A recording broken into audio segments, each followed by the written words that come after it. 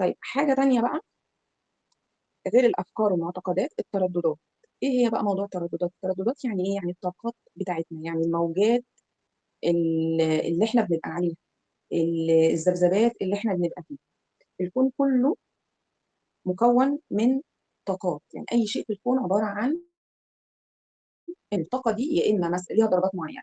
تردد مثلا بدرجه معينه بيديني اشياء ماديه فيزيائيه صلبه ملموسه، تخف شويه تبقى اشياء ليكويد، تخف شويه تبقى اشياء غازيه مثلا زي الهواء والميه والجماد، زي احنا ايه عارفين اشكال الماده ايه. فالطاقات والذبذبات كل شيء ليه طاقه معينه، ليه تردد معين، ليه موجه معينه. فانا عايزه احصل على شيء معين، مطلوب مني ان انا ابقى على نفس الذبذبه بتاعه هذا الشيء عشان يتجلى ليا في حياتي. فمهم جدا ان احنا ندرك موضوع الترددات ده وموضوع الذبذبات ده، وان احنا دايما يكون ذبذباتنا عاليه، وان احنا دايما يكون ترددنا عالي. لان التردد بتاعنا ايا كان ايه هو هيجذب لنا تردد مشابه ليه. دي قاعده كده نحطها عندنا. التردد ايا كان التردد ايه بيجذب شبيه. لو انت تردداتك قليله منخفضه، فيها خوف، فيها غضب، فيها عار، فيها استياء، فيها رفض، فيها صراع مثلا، فيها غل كره حقد، الاشياء دي هتجذبي نفس الاشياء اللي على نفس التردد. حاجات بقى القله، العسر، الضيق، الالم، الخنقه، الحاجات اللي شبهها، الحاجات اللي شبهها ماديا بقى ومعنويا ونفسيا وكل شيء. فاحنا مطلوب مننا دايما دايما دايما دايما بسبب وبلا سبب ترددنا يبقى عالي، يبقى مرتفع. تمام. فأي حاجة تخلي ترددنا عالي نركز معاها كويس جدا، وإن إحنا نتبناه. فمهم جدا إن إحنا نكون دايما في حالة جيدة. يعني ما ينفعش أكون عاوزة حاجة ترددها عالي،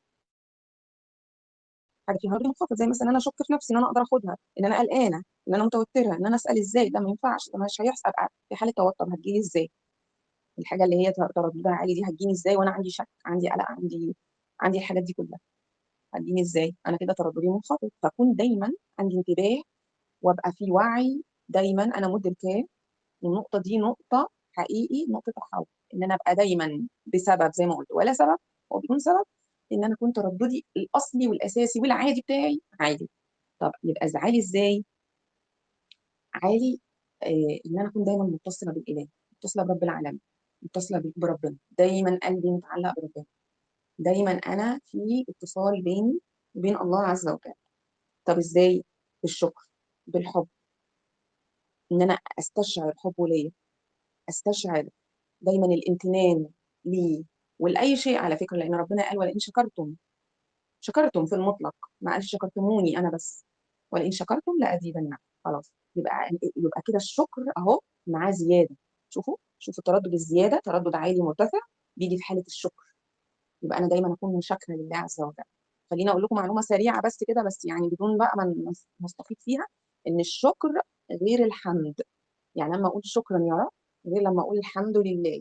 الشكر لله غير الحمد لله. الحمد لله ده شيء تاني خالص، ملوش دعوه، ملوش دعوه ان انا بشكر، ليه دعوه بقصه تانيه خالص.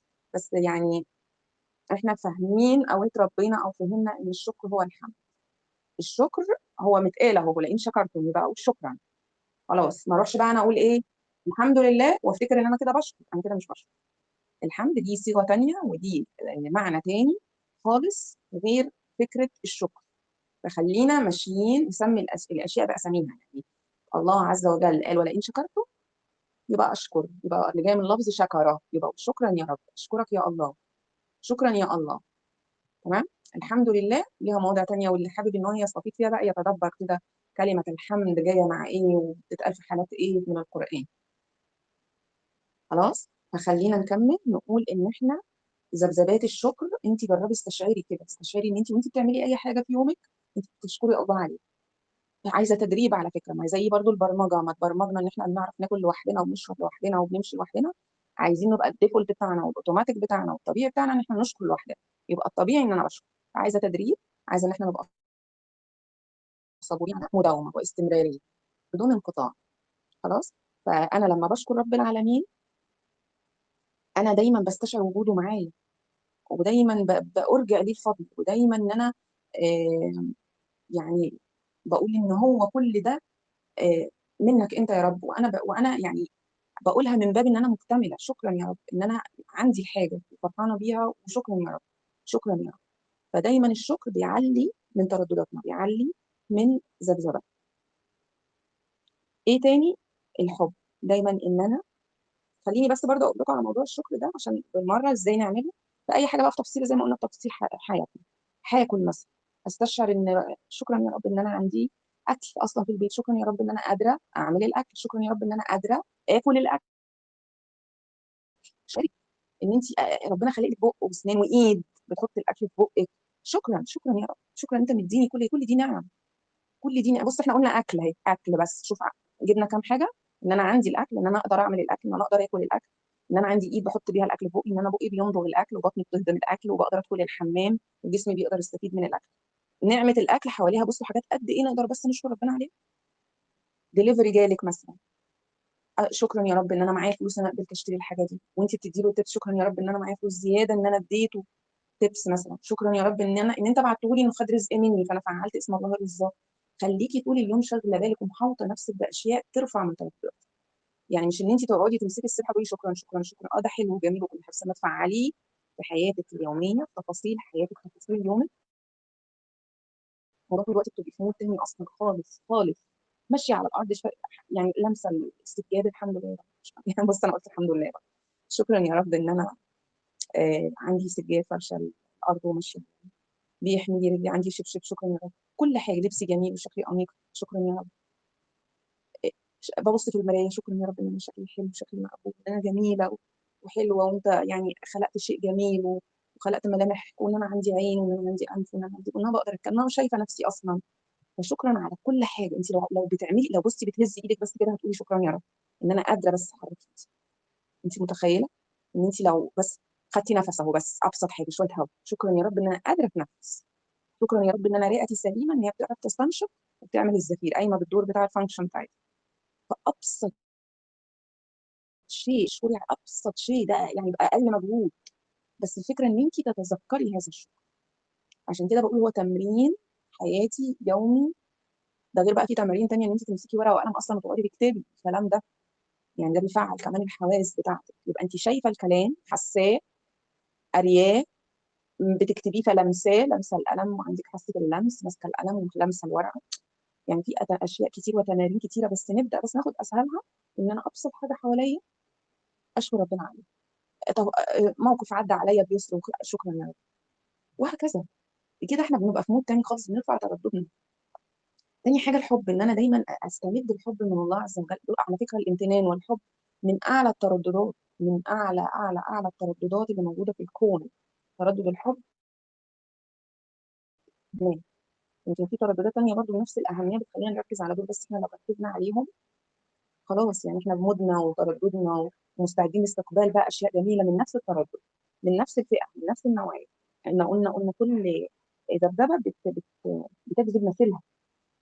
فأنت هتبقي في المود الجميل ده، مين هيقدر يزعلك ولا هيغضبك ولا خد منك حاجة فهتتضايقي خلاص انت اصلا عندك نعم كتير في حياتك، ايه يعني حاجه راحت ما تروح؟ في الف الف مليون حاجه حواليا اشكر ربنا عليها برضه.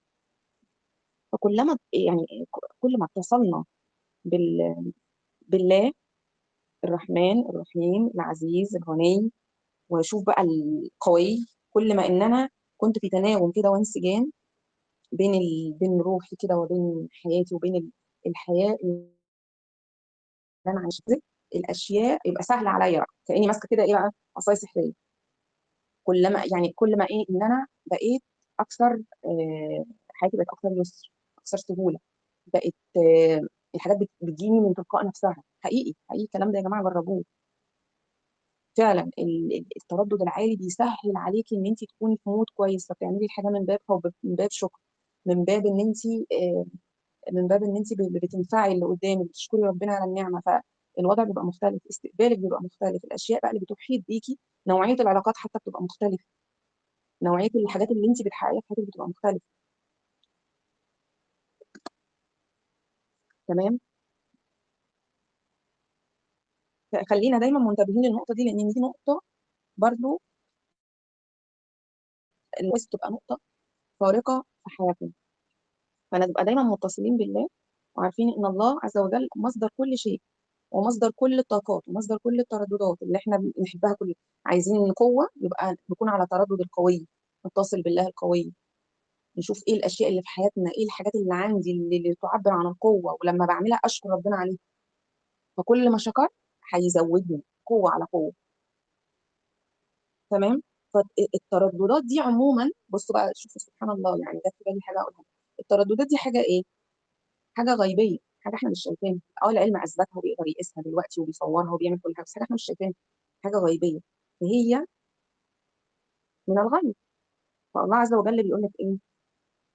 الذين يؤمنون بالغيب ويقيمون الصلاه. الذين يؤمنون بالغيب يعني انت لما تؤمني بالترددات دي وبفاعليتها، وان انت لما تكوني في تردد عالي انت بت بتقدري ان انت تجذبي لنفسك الاشياء اللي من نفس التردد ده. غيب، انت امنتي اهو.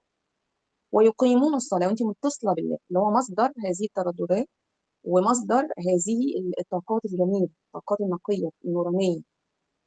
فكل ما كنت اقمت الصلاه، هنا برضو مش بتيجي معانا اقامه الصلاه اللي هي الصلاه الفرائض الخمسه اللي علينا، لا. يقيمون الصلاه ده ممكن ان احنا نفسرها ان هي الصله بالله، ان انا دايما متصله بالله، ان انا اخد منه الاشياء الغيبيه ديت. عايزه قوه فاستمد منه قوه، وابقى مؤمنه انه الذين يؤمنون بالغيب ويقيمون الصلاه. يبقى انت بتتصلي بالله، بتؤمني وانت مؤمنه ان الله عز وجل هو مصدر كل الترددات والطاقات الغيبيه اللي انا مؤمنه بيها ان هي موجوده. فانا هستمدها من الله عز وجل، من المصدر، من السورس، من المنبع الرئيسي. يعني خلينا نقول ان ربنا عنده خزائن من كل شيء. انت لما تطلبي مثلا العزه او الكرم او المال او اي شيء، فهو في خزائن عند الله. فانت تتصلي بالله وتستمدي من الله عز وجل ال- ال- ال- خلينا نقول الاسم اللي هو المسؤول عن الحاجه. وهو عباره عن نور تردد اصلا انت مش شايفاه، بس مؤمنه بالغيب، بيه موجود، وانا متصله بالله اللي هو عنده الخزائن بتاعته. فخلاص انت شحنتي كده، فبقى ترددك عادي نوراني، اشياء جميله بقى تشوفيها. فلازم المعادله بتاعتها وايمان تام. ايمان تام ان انت آه اللي انت هتطلبيه موجود، وان انت تقدري تحصلي عليه، تقدري ان انت تاخديه. ايمان ان انا مثلا اقدر اتغير للافضل، اتصالي بالله عز وجل، بان انا اكون على التردد اللي انا عايزاه. ماشي. يبقى دايما اكون في اجتهاد دائم ان انا متواصله مع رب العالمين، ان انا ارفع دايما من مستوى تردداتي، بان انا اتصل بالاشياء اللي بترفع تردداتي، زي الشكر، زي الحب، زي القوه. اي بقى حاجه انتوا حابينها، بس انتوا شوفوا ترجمتها ايه في الواقع بتاعكم، وابتدوا ان انتوا تفعلوها. تتصلوا بالله عز وجل بالاسماء بتاعت الله عز وجل اللي هي مسؤوله عن الاسم. يعني مثلا اسم الغني، اسم الغني انا اتصل بالله الغني، فانا هستمد الغنى من الله عز وجل، واقعد كده واستشعر ان الله غني. طب انا في حياتي العمليه اعمل ده ازاي؟ ابقى مثلا ان انا عندي ايد اهي، فانا بستغنى عن اي حد انه يعمل لي حاجتي.